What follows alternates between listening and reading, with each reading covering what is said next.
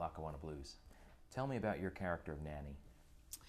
Nanny was this great woman who sort of took in strays around her area, and this really happened around the latter part of the '60s, where there was a lot of decay going on in the Buffalo area, and specifically in the inner city area.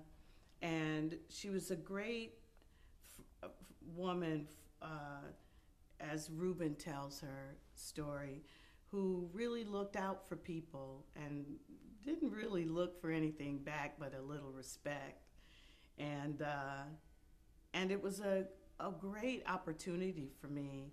It was the first time I had a lead in a film, and I had working with George Wolfe, who I think there are a few directors that I believe really know how to use my instrument, and George is one of them.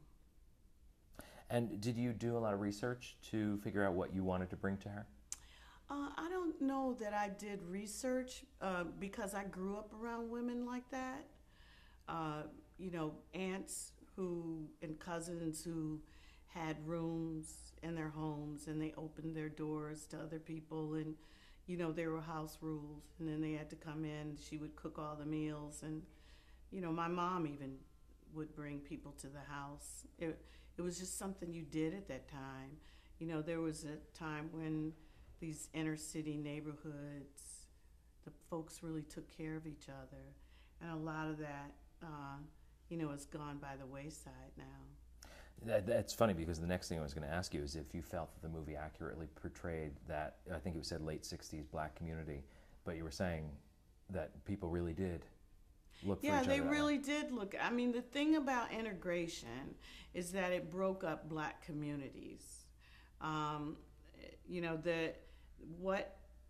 What was in effect prior to integration was that you had these. It's like the neighborhoods I lived in. We lived with everyone: the teachers, the merchants, the doctors, lawyers. So there was checks and balances within the neighborhood, and the community drunk knew the teacher because she had taught him, or he went to the doctor, or she went to the doctor because the doctor lived in the neighborhood. The merchants were there, and so there was a sense of community, and within that community there were these people who took others in. And then when integration allowed families that could afford it to move out of the neighborhoods and go places where they could get better food, they could have better schools for their children, then they moved out. And what was left was a part of the society that needed to have balance. And so that's where we are in Lackawanna Blues, at that very critical place where the neighborhood is about to be forgotten and hidden. And Nanny was one of the people who tried to keep it glued together. Why do you think the film resonated so well with audiences and with critics? Because I think it's universal, in the sense that everyone has this woman in their family who sort of looks out for someone. You can talk to anybody and they will say, I knew someone like her. Maybe she didn't have children. Whatever it was, she was the person in the neighborhood or the person in the family who took care of other people. What did you hope viewers would take away from Lackawanna Blues? Well, just a sense of that period. I think that that there were people who struggled to keep a sense of family, and not and like I said, just a sense of the period. It was a very different time than where there was mutual concern within neighborhoods, and I think that's universal. I think that's changed all over, not just in Black communities. We live in a different time, and I would hope that when people see the movie, that they leave with this sense of that there's hope, because this young man was able to be connected to someone who told him that the world can be different. And you won a Golden Globe as well as the Emmy for Outstanding Lead Actress in a Miniseries or Movie for this movie. Mm-hmm. What did that honor mean to you? Well, it was really surreal. I mean, again, I keep saying a lot of this stuff happened in my 50s when you least expect it, I think, or you don't even really think about it anymore. And for me, it was just an amazing opportunity to do this film, and then to be given this recognition for the film and the work in the film. It was really surreal. You know, I was telling my friend Billy Porter, who just won a Tony for Kinky Boots, and he was over here like the week before the Tonys, and I said, make sure you have something written, because you never know, and don't try to say everything, because you don't have that kind of time. But make sure whatever you write, you can get to it. And get to it quickly, because when you hear the names and you hear your name within those 5, you never expect that your name will be said again. You just don't. And when you hear that, it's almost as if it's echoed in your head. And I remember I wasn't wearing contacts then like I am now. And I couldn't focus because it was I have problems with distance. And the only person I could focus on was Jimmy Smits. He happened to be sitting right in my view, and he was the only person that I could see, really. And I just said from that point on, I'm gonna get contacts so that I can see things when they happen. But it really is quite extraordinary to be given those honors. And you know, I'm still just a kid from Detroit, so when Jesse was my escort, I think, for the Golden Globes and for the SAG Awards, and you know, we just giggle because you know, there are all these stars walking around, and here I am being nominated amongst these actors, so it's cool. So moving to 2007, you made 3 appearances in The Closer. Mm-hmm. How did that come about? I was out in LA doing the production of Come Back Little Sheba that eventually came into New York, and I guess my manager happened to talk to someone over there, and my name came up, and the Closer made it possible for me to, James Dunn, I think that's his name, the producer there, made it possible for me, James Duff, who's a great guy. He made it possible for me to do my rehearsal, because it was during rehearsal, of course, and do the 3 episodes, and it was great working with Kira Sedgwick. That's an example of going on a set where it starts from the top down, and everyone is really lovely, because you can go on a set and feel the difference when there's tension and when there's not. And that was a lovely set to work on. Tell me about your character. Dr. Dioli was a gynecologist, and she was having issues with menopause, which I think, you know, was so funny, because everything in my existence for the past 20 years has been menopause. So to play a doctor who has like this expertise in, menopause, it was great fun. So that's what it's a simple character. And what was the storyline that developed around her? She was going through, Brenda, the character Brenda, was going through having menopausal symptoms, and she couldn't. Well, I think it was my character that told her that she was in menopause, but she was also, because she was having this chocolate fetish that was happening, and that has something to do with the hormonal changes. So that was kind of the storyline. Did you have input into the character? As you said, menopause is something that you had... Not really. I told him I was in menopause. I think I had a fan on the table because I don't go anywhere without my fan. And so I think I had it on my desk. I try to insert a fan anywhere I can now. And Peoples, the movie I just did with Craig Robinson and David Allen Greer and Kerry Washington, I have my fan. Mother and Child with Kerry Washington, I have my fan. I try to insert them anywhere I can. How do you develop a character when you know you're doing just 3 episodes as a guest star? It's really depends on what the character is, and I think that for me, those characters have always been characters that have some type of authority.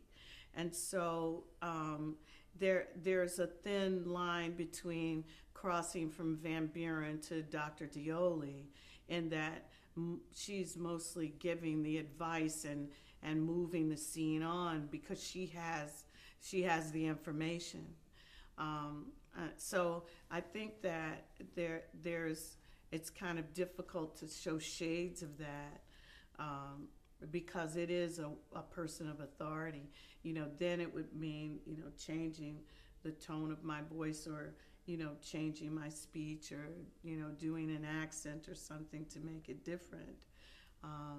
But by and large, the characters that I do on television, aside from Deception, that was the first time that I had the opportunity to play someone who was extraordinarily vulnerable.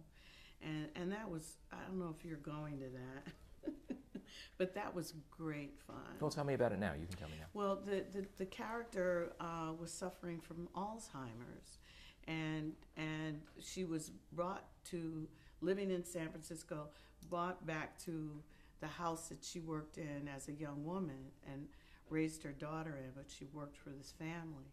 And it's huge money family, made their money in pharmaceuticals, and it's like a quintessential kind of late night drama, soapy drama.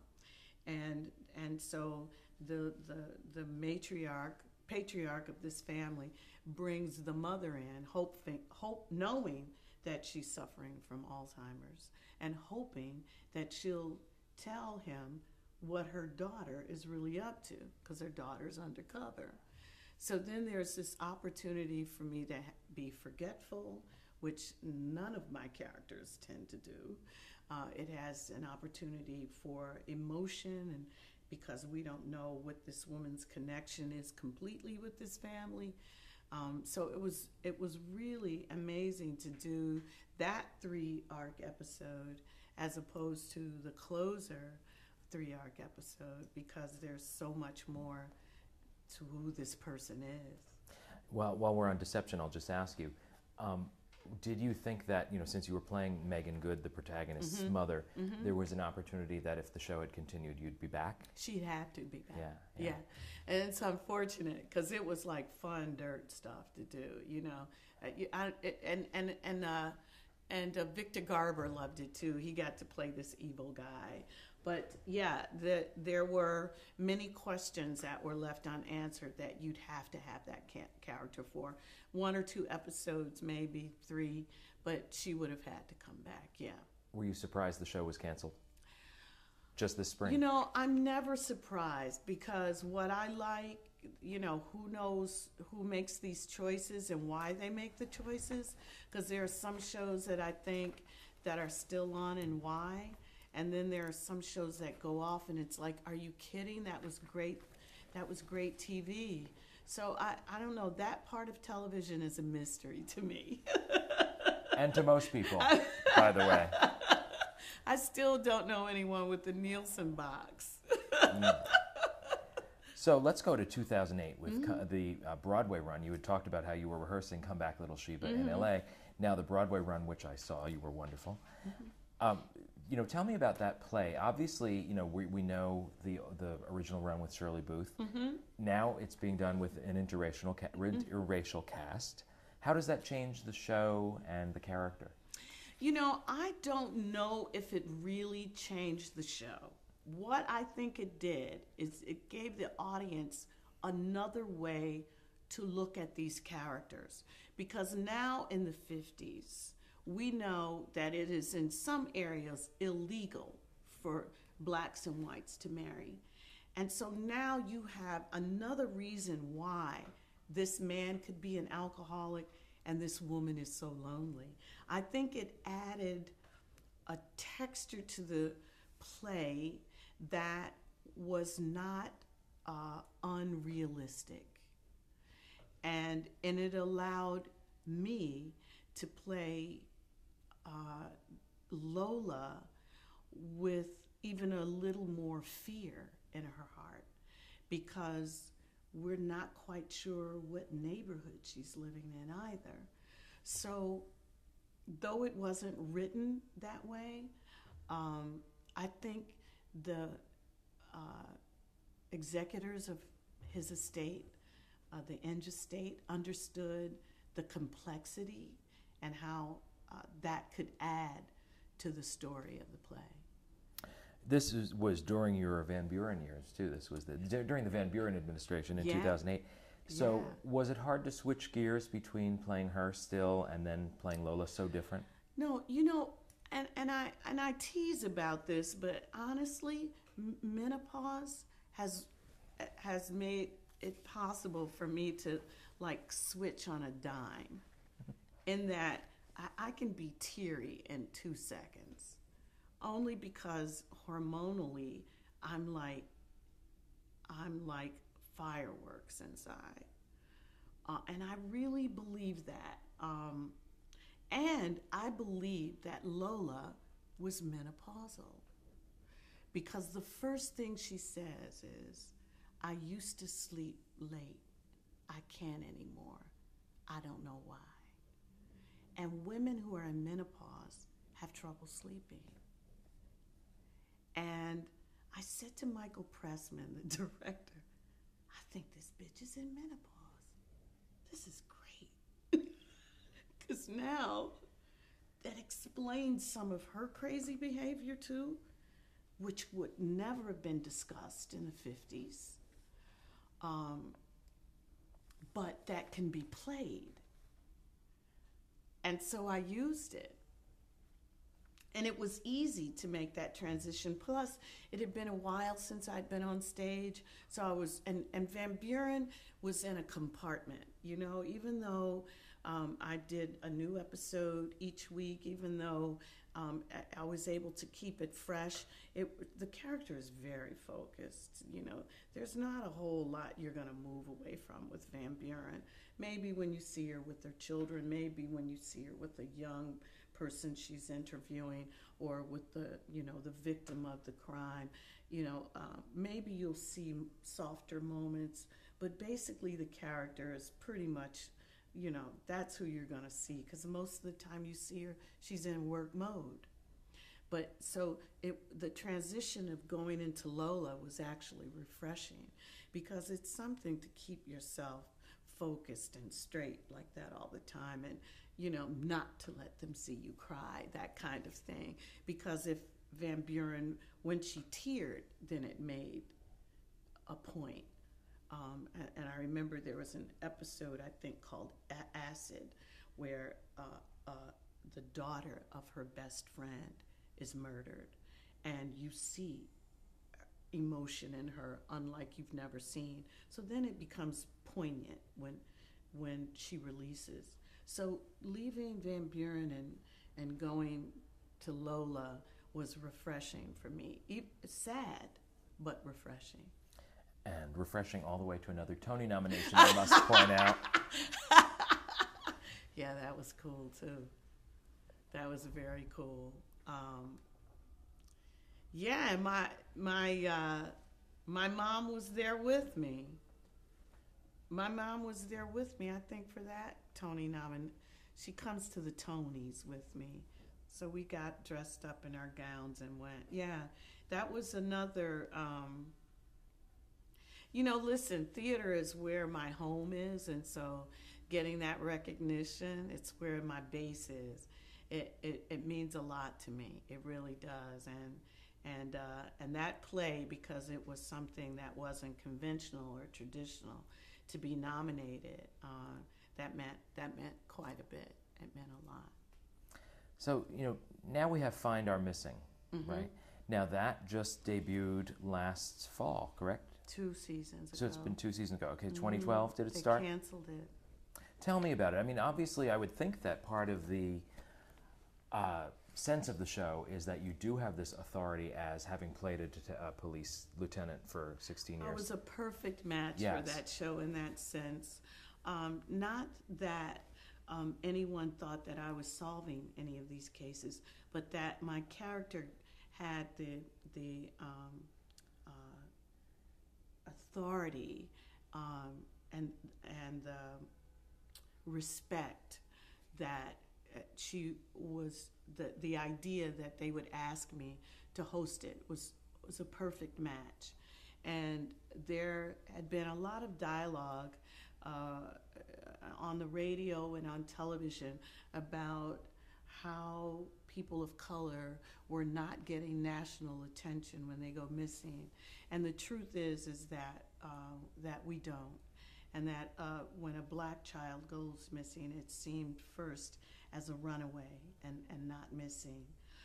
So that this particular show focused on a subject that was not getting national attention was really important, because indeed, if someone is taken in New York, they could end up in Seattle. And so the idea that you have a national forum allows people to see, or pay attention in a very different way, because you never know where the person has been missing. And that was a very difficult show to do, because some of these families have been missing their loved ones for upwards of 20 years with absolutely no clue. And the idea that someone vanishes without a trace never made sense to me until I really started doing this show, because there's absolutely one moment you see them, and then the next moment you don't. And then years go by.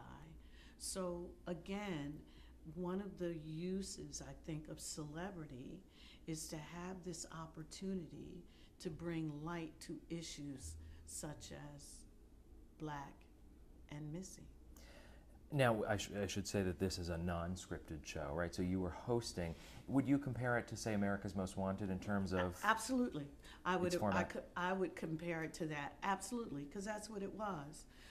It was the person missing or a crime that happened, and then you go back to to the scene of the crime to try to see if you can see what happened. You talk to the family members. I think it was definitely, that the America's Most Wanted and those shows, or that show was the prototype for these kinds of shows. Did you have any hesitation about signing on for a non-scripted show? Not at all. And it was scripted in that, I had the information on the people who were missing. So it was scripted in that sense. But no, I had no hesitation, simply because of the subject matter. It was important to me to be a part of the subject matter. And then once you meet these families, the families of little Aisha Patterson, who was 6 doors away from her home and went missing, and she's been missing 10 years. And you look at her mother, and when her mother talks about it, it's as if it happened yesterday. The pain is just that raw. So if I can help in any way, yeah, that was a no-brainer. Did the show help? In other words, have any previously unsolved cases been resolved? Clues. There have been clues. One of the interesting things was we did an episode of The View, and when we finished the episode, someone called in a clue about another missing person, and the girl was reunited with her family. So the possibility was there that families could be reunited, but that the show was only given 2 seasons and not enough publicity. Unfortunately, it won't go up for a 3rd season. And why do you think it was canceled? Is it just a ratings thing? I think it was a combination of ratings, and again, I think it was probably ill-produced and expensive, because they literally went to the place where the person went missing. So they used the real locations across the country. Yeah, so it got expensive. So let's talk about Lincoln. You talked about having gone to the Oscars, and that is why, correct? No, I was invited to join the Academy last year. So I am an Academy member. And when I got the invitation to the 85th annual Oscars, it was like, okay, so I paid for a ticket because I'm a member. So that's why I went. And I just happened to have a film that was nominated, which was really cool. And there's the story behind that was that Stephen was not giving out scripts. And I had done a couple of readings of it a couple of years earlier, and I read like 3 or 4 parts, and I didn't remember this particular part. And I said no, when they called, because I thought it was, mostly slaves. And I said, I don't need to do that. Lincoln, you could tell the Lincoln story without me. And Tony Kushner called, and he was like, wait, Lydia Hamilton. And I said, what about Lydia Hamilton? He said, we want you to do Lydia Hamilton. And I was like, who's Lydia Hamilton? And I looked her up. But he literally read the script to me over the phone because I couldn't get the scene, because I couldn't get a copy of the script. And so Lydia really was the real-life common law wife of this lawmaker, right? Of Thaddeus Stevens. Of Thaddeus Stevens. Yeah. And she ended up being one of the most wealthy women of color in the D.C. area. She was with him long enough to help him raise his children, and she had 2 boys as well. And there are stories, that say she was his common law wife, and there were stories that said she's his housekeeper. But the bottom line is that they shared a home. And they shared a bed in your scene, so I would think they're common law wife. Yeah, and who knew? Because I didn't have a script, I didn't know how it was placed in the film. And so I went with a friend of mine. People were coming up to me and they were going, "Oh, your scene!" Oh, and I was like, "What?" I said to my friend, "I'm in this movie like this." And then as it started moving and progressing, I went, "Oh my goodness!" Just an amazing. You see the reason why this man was so vehemently trying to get this amendment passed. You were in a very pivotal scene too. Very pivotal. That's the thing. It was a film with so many big recognizable faces in smaller roles in some cases. Yeah. And your scenes, there weren't very many of them, but the ones that were there were pivotal and were, how do you make a splash in a film again with just a few scenes? I think again it has to do with the role. And the thing about this one, it was the simplicity of it. And I remember, because I only worked with 3 people. I worked with Tommy, I worked with Stephen. It was just 2, Tommy and Stephen. And I remember as we did the scene where he enters the house, we did it maybe, I don't know, 5 or 6 times, 6 or 7 times. And every time we finished, I would take Tommy's coat. And he went, you don't have to do that. And I said, oh, yes, I do. Because I wanted him to get used to me putting his coat on and taking his coat off. I wanted, because you only have a moment to make those relationships. And this was a relationship of familiarity that you had to see immediately. And so I kept giving him his hat. And then it got to the point where he didn't even say anything. He didn't balk. He just let me take his coat, or he just let me take it off. You know, it was really fabulous. And then I think when I first met him, I said, he was going to shake my hand. And I said, well, we'll be in a bed in a minute. Why don't we just hug? And, you know, so he gave me a hug. But it was just astounding. And those are those things that you just have to kind of think of immediately. How do I make it seem as if this woman and man have a history? And, you know, that was a part of it, just making sure we'd had this moment together where it was automatic. When he walked in the door, she was there, you know, that kind of thing. Yes, to communicate that intimacy right away. Yeah, yeah. The last project we'll talk about before we wrap up, I think, is the one that you are going to a screening of tonight. We're going to talk about the contradictions of Fair Hope, correct? So your 2012 film, which is, I believe, your directorial debut? Yes. So tell me, it's a documentary. What is the premise of the documentary? The documentary is about a little-known organization that was created in 1888, the Fair Hope Benevolent Society. And benevolent societies are created literally with this particular one was created around the idea that newly freed slaves needed to bury their dead.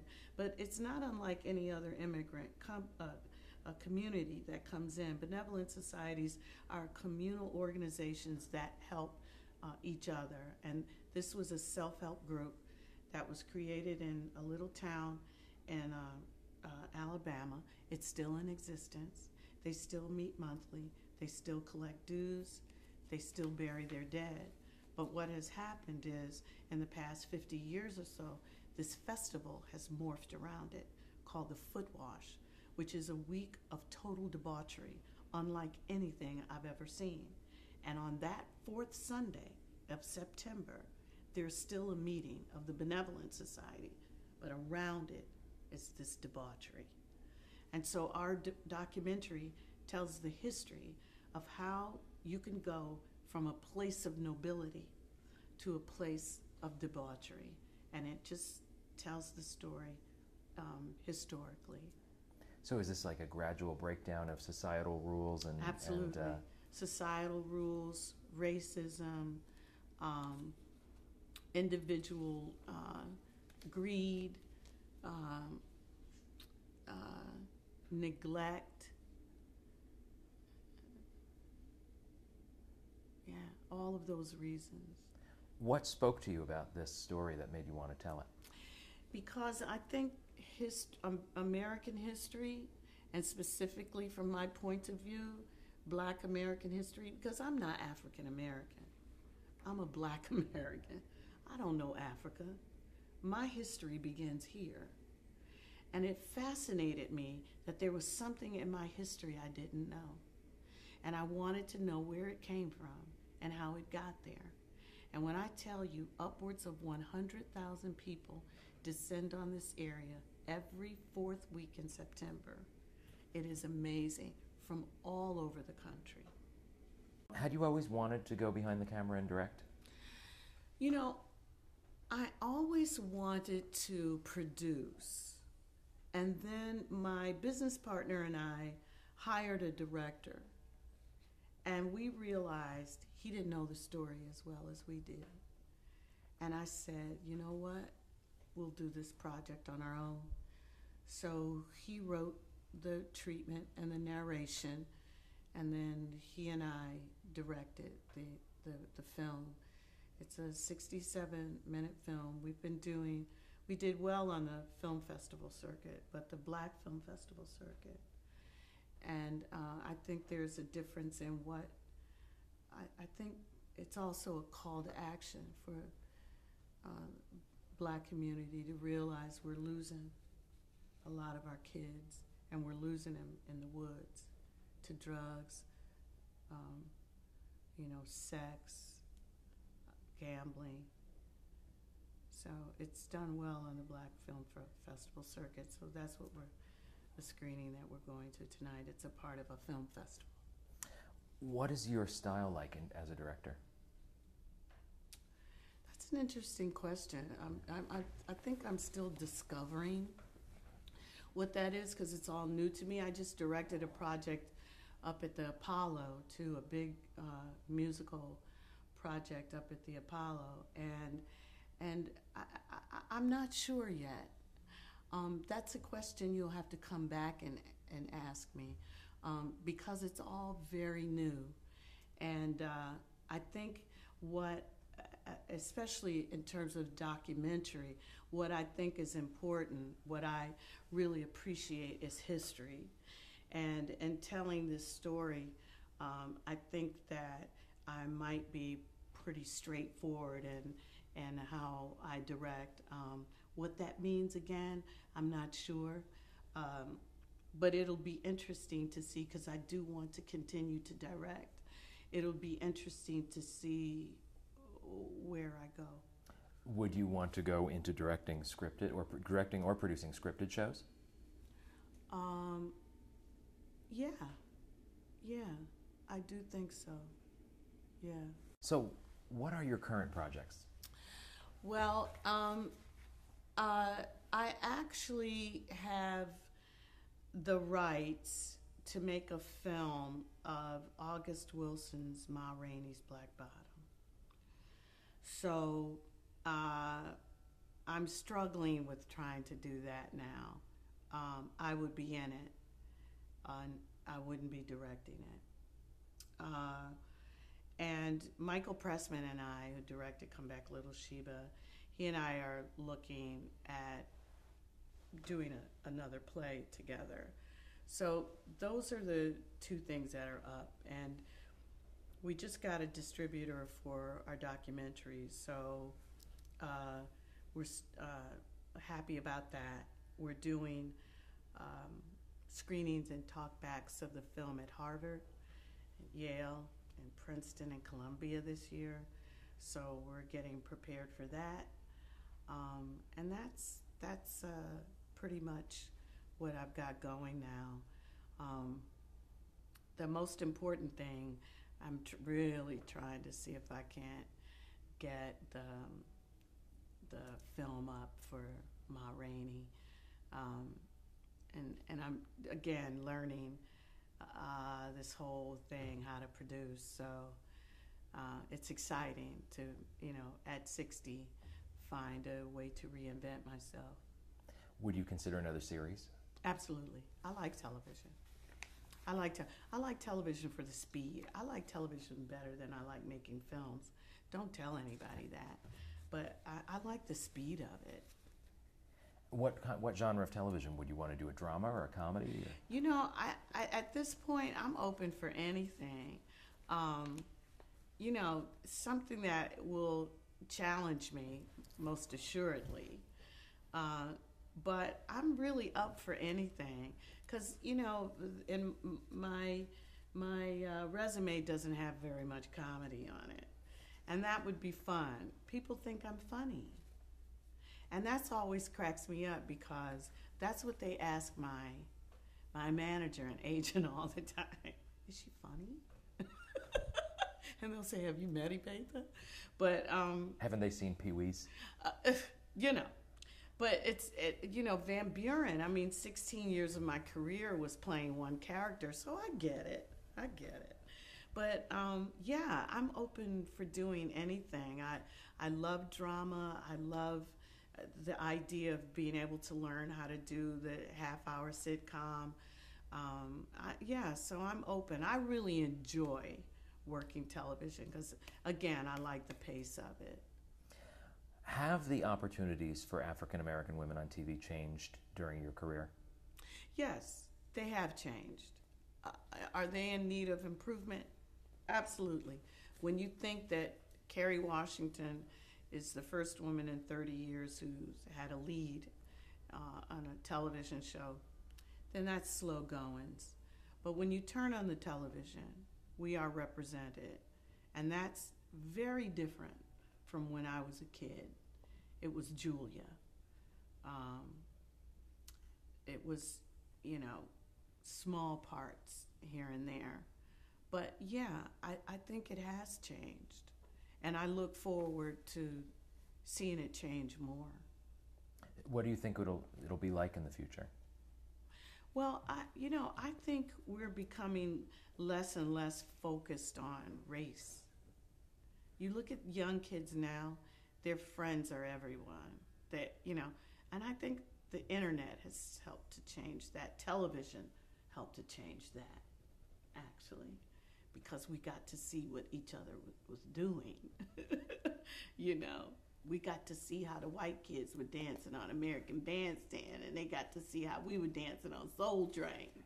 You know what I'm saying? TV has made a lot of changes in the way we live in the world. That's why I think TV has this obligation, not only to entertain, but to educate, because it really can change someone's life.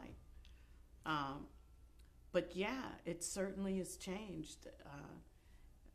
So I think that those differences, you see it in commercial now, where you see interracial couples in commercials. That never would have happened, maybe even 10 years ago. So it's changing. Hip hop is like, opening shows, they're using hip hop music. So, things are starting to meld together. So I'm going to be optimistic about the future. I'm going to be optimistic. Who would you say is your fan base, and what would those fans be surprised to know about you? Women, definitely. I look at Facebook and Twitter, and most of the people that follow me, they're women. When I was on Law and Order, it was mostly men in prison. That was a drag. But I think it's mostly women my age, baby boomers, men and women, and a handful of like really intelligent young people who love television. Because I do get, like I said, I do the subway, I do the bus.